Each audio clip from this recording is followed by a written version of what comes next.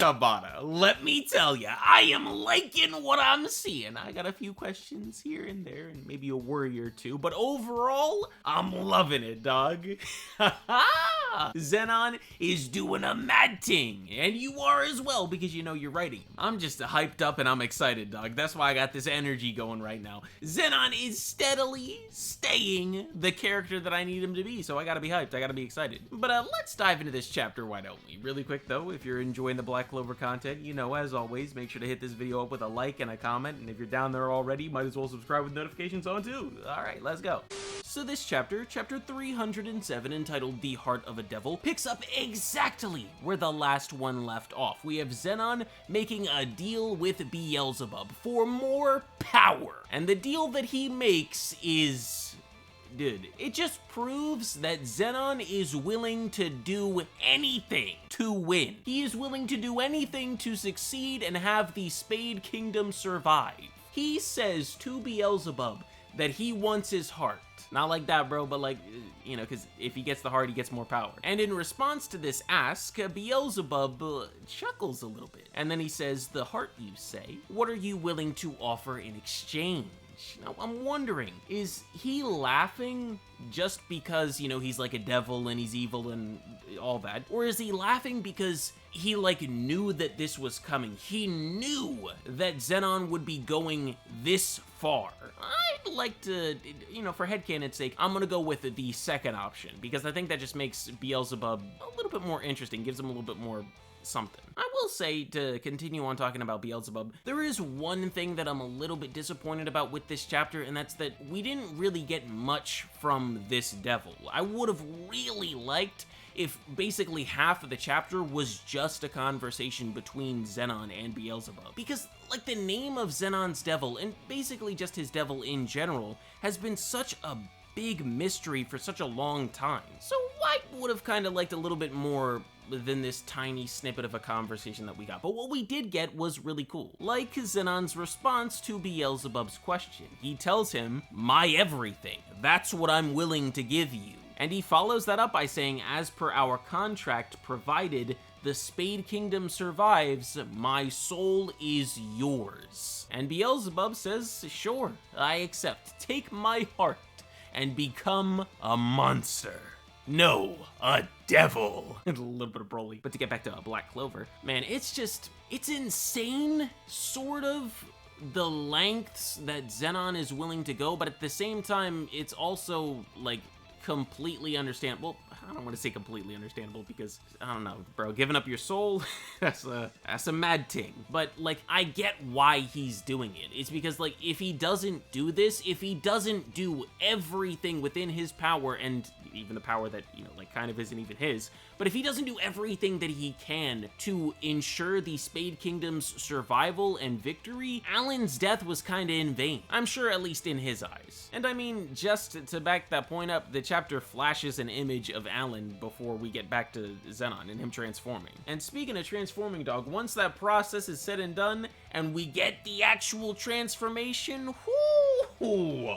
Talk about crispy. Tabata, I was beyond happy that you had a Bleach reference with a Lolo, but you went above and beyond with this this Zenon design. He is looking magnificent and very much like Ukiura, a whole lot more than Lolo did. My man's even got the little circle, right, like in his torso. Type Kubo would be proud. Or maybe he'd think that this was just like a knockoff.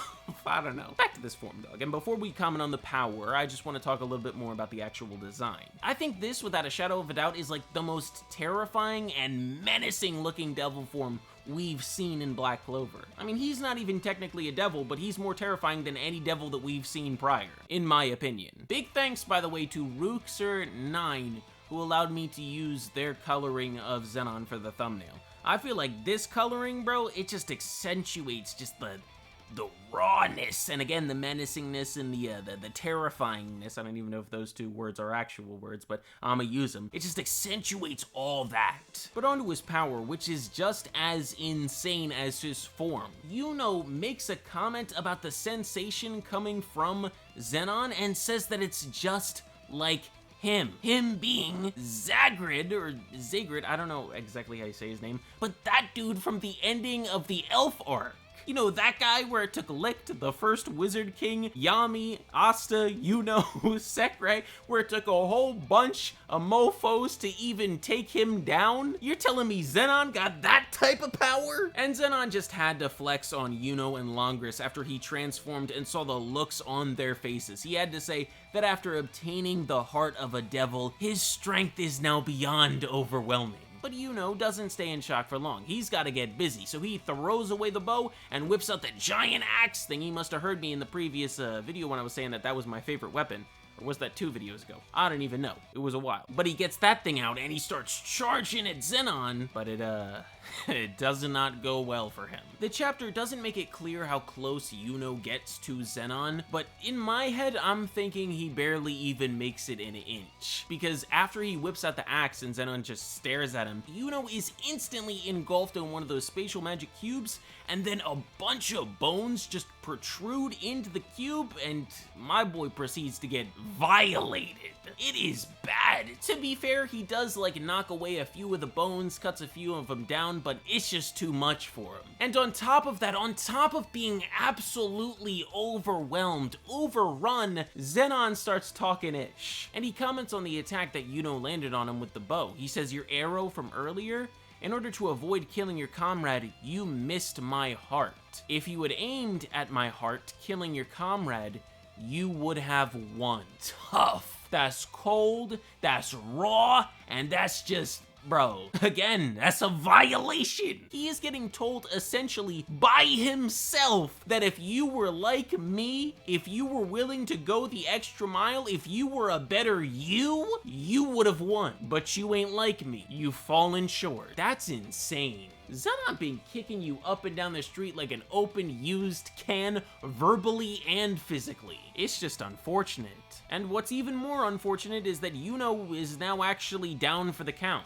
And he is officially 0-2. He ain't beat Zenon once. Technically, you could make a case for, you know, like him poking a whole bunch of holes in Zenon as a W. But, bro, in my eyes, the fight ain't over until one of you is on the ground. And so far, the only person that's been on the ground every time these two have fought has been Yuno. Flat on his back, dude. The first time, he had a sword in his gut. It's just, man, it makes me wonder what Yuno is going to do. Because, first off, let me set the record straight. Nobody can defeat Zenon except for Yuno. And I'm not talking about like power-wise here, I'm talking about story-wise. It doesn't make sense for anybody else to beat Zenon. So, just like how Asta had to defeat Dante, and just like how Nozel and Noel had to defeat Magicula, Yuno has to beat Zenon. He has to. How is he gonna do it? I don't know. Ultimate Magic, Saint Sage, maybe he goes the Sasuke route and says, screw it, I'm getting rid of this fairy and I'm gonna get me a devil myself. That last option doesn't seem anywhere plausible, but it would be an interesting way to take the story. But anyhow, while Yuno may be on the ground, completely unconscious, Longris is a different story, because he is still standing with Mana Zone still activated. And Zenon sees him and tries to get rid of him, and almost does. But then, who would have thought Finral shows up and saves Longris at the last second. He was apparently on his way to save Yami, but then somehow just happened to notice that Longris was facing off against Zenon, and then he joined in to save his brother. Also, Zenon is responsible for kidnapping Yami in the first place, so that's another reason why Finral decided to join in. But anyhow, Zenon obviously notices this interference, and he remembers Finral from, you know, back then when Finral, I believe, tried to stop him from kidnapping Yami. But after noticing him interfering here now, he tries to do the same move that he did against Yuno on the two of them. But Finral comes up with the idea to combine his magic with Longris's, and they teleport out of the way. And the name of the spell, I think, is called No Time Spatial Movement, something like that. And like I said, it works. They get out of the way. Good on him for coming up with the idea of using Longris's Mana Zone, which allows them to move within Zenon's absolute space, and his own spatial magic, which allows them to move instantaneously and precise. Not so good on him, though. I mean, I like the confidence, but he actually thinks that he can beat Zenon. Go ahead and be risky, though. You got to. It's cool that we're getting the combination of their powers in this really epic final shot of the chapter. Really nice. But they're not beating Zenon. No way. No, they just don't have the power. Finral is in excellent condition, but Longris is not. He's looking worse for wear, so I doubt he can hold out that much longer. But anyways, with us being at the end of the chapter, that is going to do it for this video, so thank you all very much for watching. I hope that you all enjoyed. If you did, make sure to like, comment, and subscribe, and I will see you all in the next one. Peace out, everybody. Yeah!